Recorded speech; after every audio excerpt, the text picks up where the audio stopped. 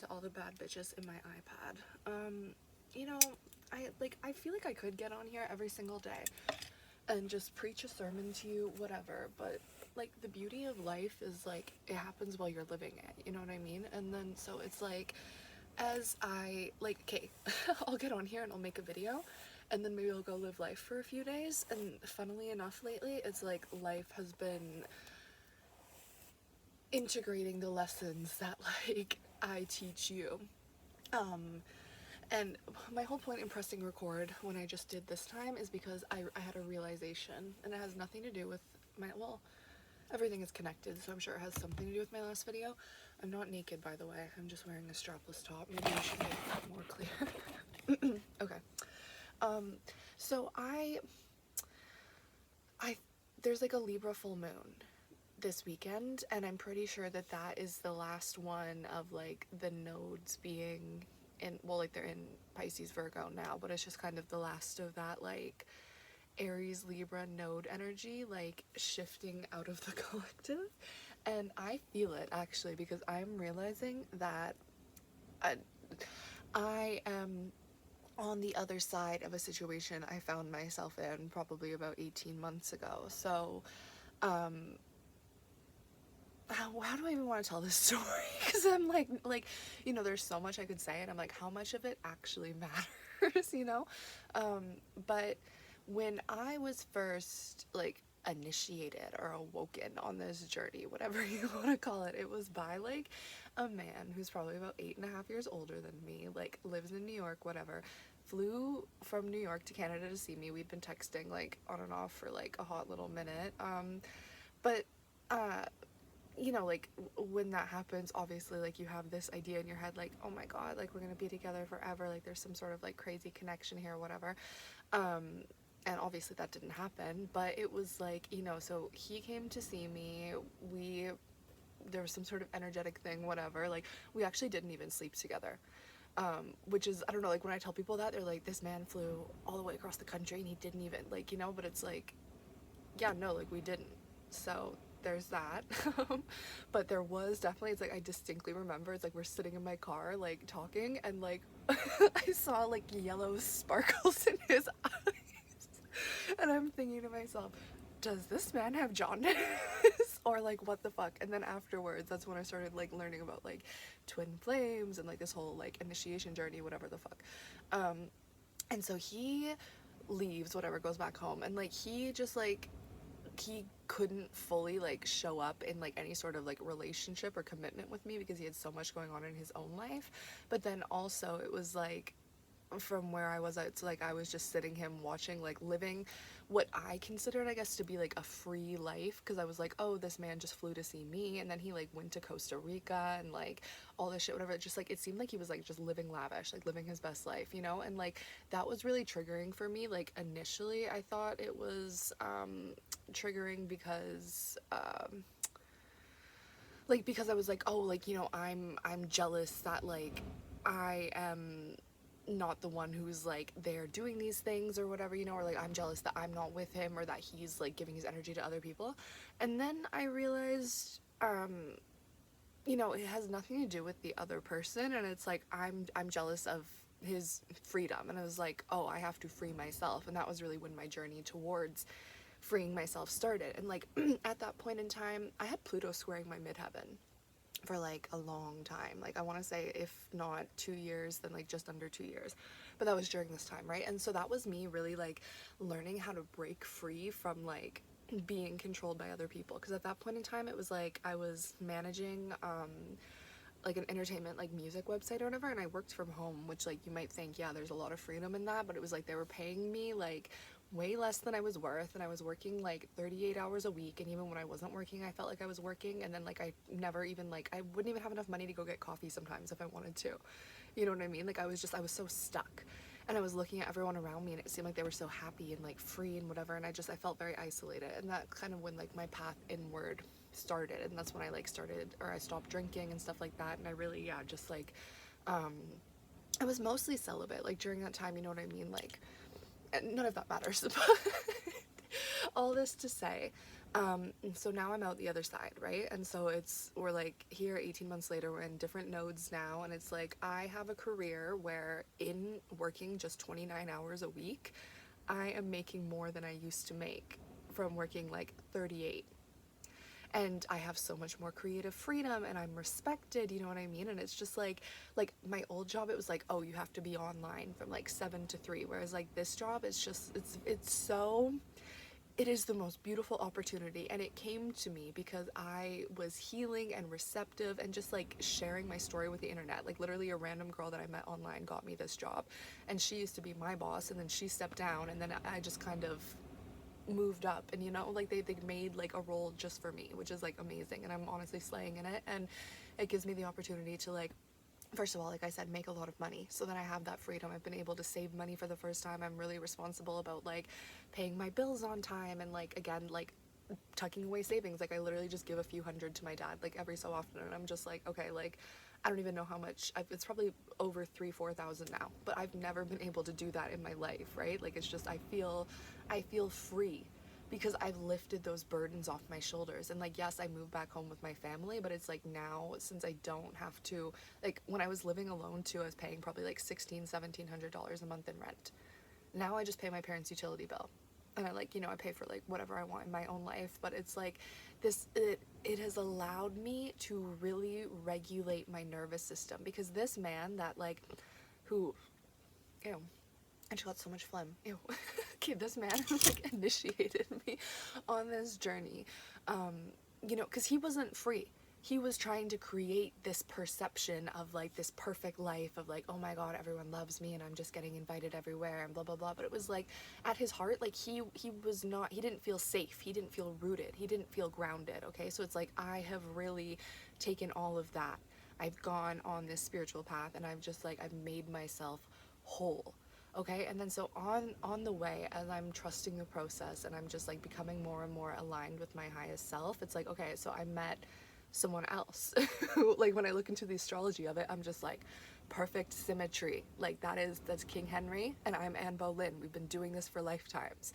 And just, I'm like, I'm here to teach you karmic lessons. I'm so good for his soul, but his ego, girl, you know. And like, so this man like we weren't talking for a few months, you know what I mean? And so I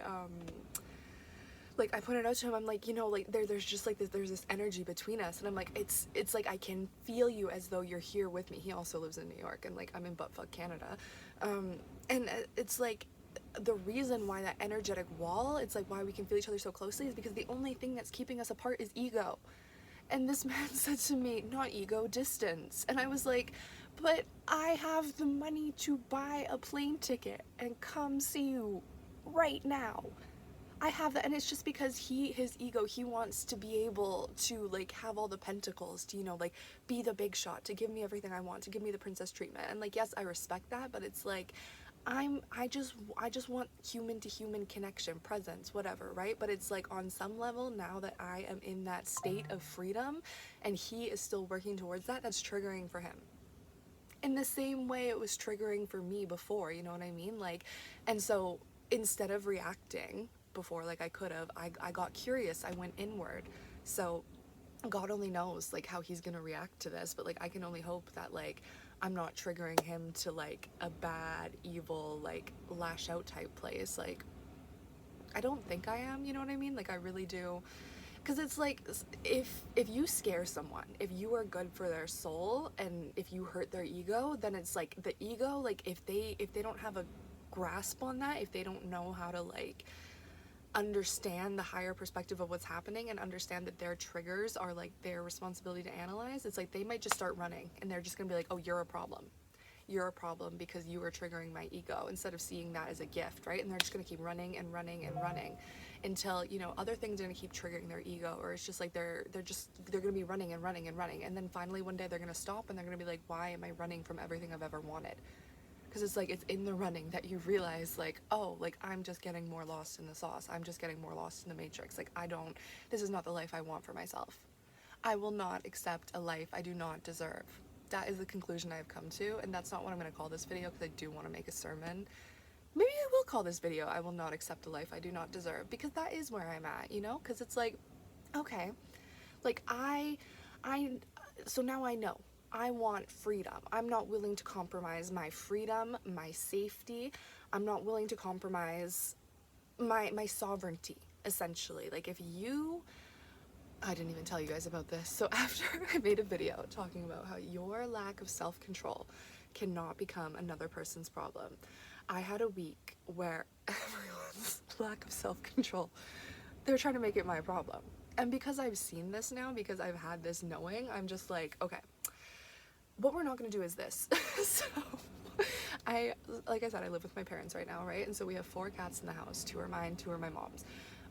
Apollo, this is my boy cat, he's very curious and he loves to play outside. And so if he isn't outside and I'm outside, he'll like scratch at the door, you know what I mean? And so the other day, mind you, I'm in the middle of my work day, okay? My dad is home all the time because he's injured. He doesn't work right now, you know, so he's just whatever. But I'm in the middle of my work day, so it's like, you know, I want to like be in good energy so I can be a good leader and be a good teammate. And then so Apollo is scratching at the door, whatever. So then I see that he had like, you know, tore something up. So I tell my dad about it. I'm like, oh, I saw Apollo broke that. Like, I can pay for it.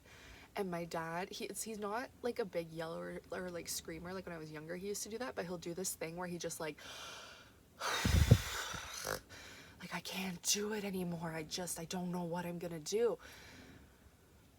That to me, like, yeah, I know maybe it doesn't seem like much, but like ever since I was younger, like I think I got my first job when I was 14. My parents will do this thing where it's like they might be dropping me off at work, or again, if I work from home, it's the middle of my work day, and they will just project their emotions onto me and make me responsible for their emotions. Or like a few years ago when I had the old job, when like I was really stressed out all the time, my mom literally told me I could not live with her in the middle of the day one time, because she was having an emotional breakdown. And I still proceeded to live with her afterwards. It was just because she was in her feelings. But it's like, you cannot do that to someone. You need to consider, like, okay, I'm in the middle of my workday right now. Like, you can't tell me because my cat broke something, or like my cat like scratched something up. Like, all I can do in that situation, offer to pay for it. And that's what I did. I acknowledged it and I offered to pay for it. And if I see Apollo doing it again, I can stop him.